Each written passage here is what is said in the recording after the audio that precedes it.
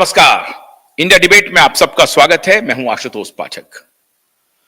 मित्रों, प्रधानमंत्री कल भारत मंडपम में थे। एनएक्सटी के अधिवेशन को संबोधित कर रहे थे। बहुत सारे उसमें डेलीगेट्स आए थे, दुनिया भर के, देश भर के। और उन डेलीगेट्स में जब उन डेलीगेट्स को संबोधित कर रहे थे प्रधानमंत्री, तो उन्होंने बहुत एक इंपॉर्टेंट बात कही। उस इंपॉर्टेंट बात को आज मैं आपसे शेयर करना चाहता हूं। खान मार्केट और लुटियन गैंग के बारे में प्रधानमंत्री ने चर्चा की कि Lutyens gang, Khan market gang में कोई तड़प नहीं थी जब भारत के ऐसे पुराने कानून, जिसको कि सर्वथा इलॉजिकल, संपूर्ण आपकी संप्रभुता के लिए, आपकी स्वतंत्रता के लिए वो बेहद खतरनाक है। आपकी व्यक्तिगत स्वतंत्रता तो उससे हनन होती ही थी, बल्कि आप ऐसे देश में रहते हैं जहां इस प्रकार के कानून हों, तो वो देश के लिए भी बड़े शर्म की बात थी। प्रधानमंत्री ने कहा कि ऐसे कानून को पिछले 77 वर्षों से हम लोग ढो रहे थे और वो कानून 150 वर्ष पुराना है। 150 वर्ष। अंग्रेजों ने जो कानून हमारे ऊपर लादे थे, हमारे एक्सप्लॉयटेशन के लिए, हमारा शोषण करने के लिए, हमें अपना गुलाम बनाए रखने के लिए, हमारे ऊपर शासन करने के लिए, उस कानून को आजादी के बाद जब हमारा संविधान बना, उसके बाद भी उस कानून में हम लोगों ने कोई तब्दीली नहीं की।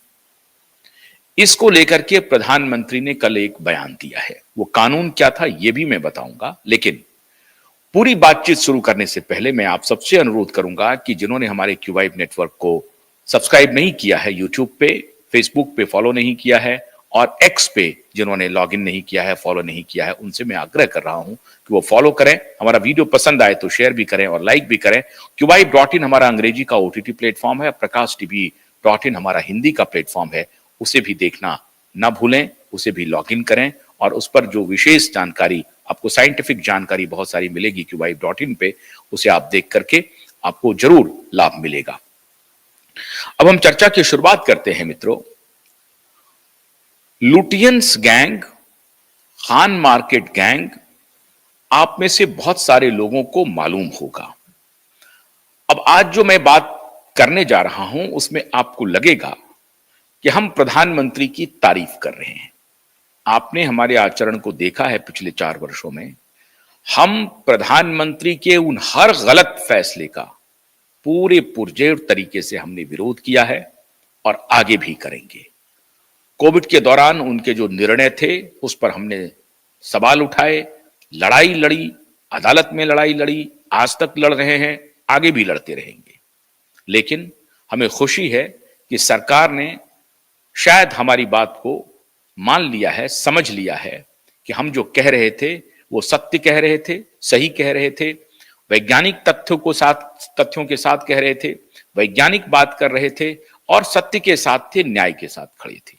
सरकार ने अब इस बात को चुपके से ही सही, दबे तरीके से ही सही, लेकिन स्वीकार कर लिया है। और अब आप देखते होंगे कि ना तो प्रधानमंत्री कोई महामारी के दौरान जो जिन गलतियों की बात हम कर रहे थे उनके बारे में अब प्रधानमंत्री कहीं चर्चा नहीं करते, खासतौर से बूटी के बारे में बिल्कुल चर्चा नहीं करते। और अब सरकारी फरमान आने लगे हैं कि किस प्रकार से जो बूटी बनाने वाली कंपनियां हैं उनको कहा जा रहा है कि साहब अपने जो एडवर्स इफेक्ट हैं उसका मेंशन करना बहुत जरूरी है।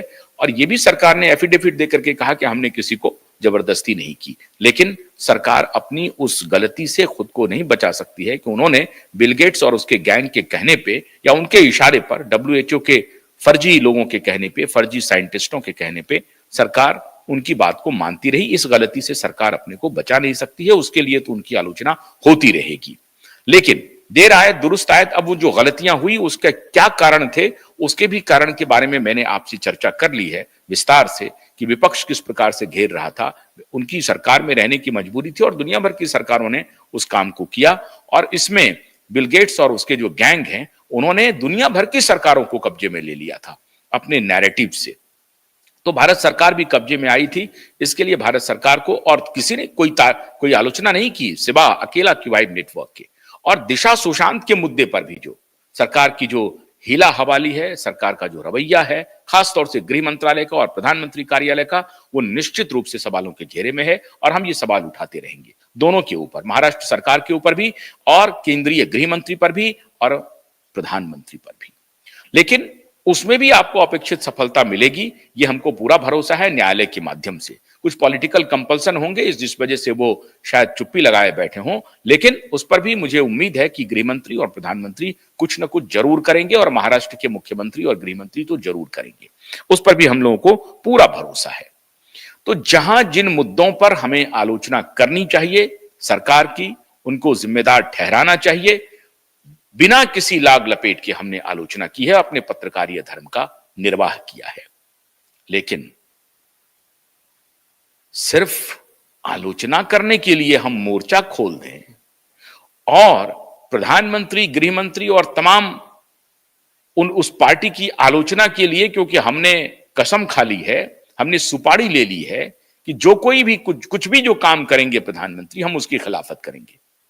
ये जो करने वाले, जो सुपारी लेने वाले लोग थे, उन सुपारी लेने वाले लोगों के तरफ प्रधानमंत्री ने मजबूत इशारा किया है और उन्हीं सुपारी लेने वालों को प्रधानमंत्री कहते हैं कि ये खान मार्केट गैंग है।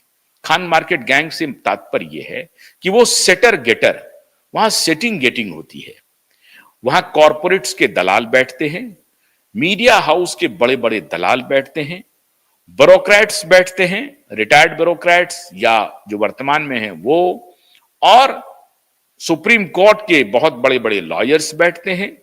ये जो पूरा इलाका है खान मार्केट का, इंडिया इंटरनेशनल सेंटर का, इंडिया हैबिटेट सेंटर का, ये असल में ब्रोकर, पावर ब्रोकरों का इलाका है।